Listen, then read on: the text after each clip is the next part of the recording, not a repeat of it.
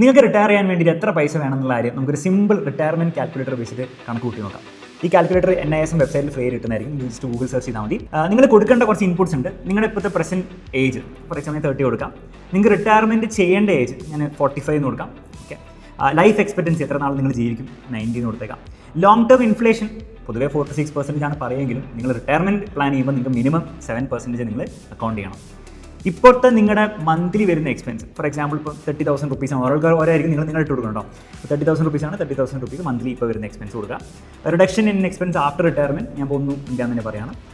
Expected return നിങ്ങൾക്ക് ഈ working ഇയേഴ്സിൽ കിട്ടുന്ന എക്സ്പെക്റ്റഡ് റിട്ടേൺ അത് നിങ്ങൾ പോസ്റ്റ് ടാക്സ് കൊടുക്കാൻ വേണ്ടി ശ്രദ്ധിക്കുക. അത് ടാക്സ് കിഴിച്ചുള്ള വരുന്ന റിട്ടേൺസ് ആണ് കൊടുക്കേണ്ടത്. ഇപ്പോൾ ഞാൻ ഫോർ എക്സാമ്പിൾ 9% കൊടുക്കാൻ പോകണം. റിട്ടയർമെന്റിന് ശേഷം എനിക്ക് വീണ്ടും 9% തന്നെ കിട്ടുന്ന വിചാരിക്കാം.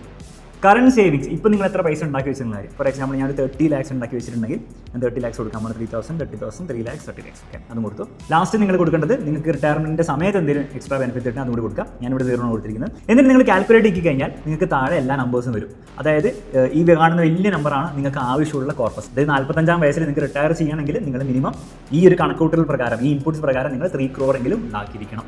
ആ 3 crore ഉണ്ടാക്കാൻ വേണ്ടി നിങ്ങൾ ഇനിയുള്ള മാസങ്ങളിൽ നിങ്ങൾ മിനിമം നിങ്ങൾ എന്ത് ചെയ്യേണ്ടി വരും? 49,000 നിങ്ങൾ ഇതിന് വേണ്ടി ഇൻവെസ്റ്റ് ചെയ്യേണ്ടി വരും. അപ്പോൾ ഈ കാൽക്കുലേഷനാണ് കിട്ടുന്നത്. തീർച്ചയായിട്ടും നിങ്ങൾക്ക് എന്ത് ചെയ്യാം? നിങ്ങളുടെ റിട്ടയർമെന്റ് കോർപ്പസ് ഇത് വെച്ചിട്ട് കാൽക്കുലേറ്റ് ചെയ്യാം. ഇനി ഒരു കാര്യം ശ്രദ്ധിക്കേണ്ടത്, നിങ്ങൾ ആക്ച്വലി റിട്ടയർ ചെയ്യുന്നുണ്ടെങ്കിൽ തീർച്ചയായിട്ടും ഇത് മാത്രം മതിയാവില്ല.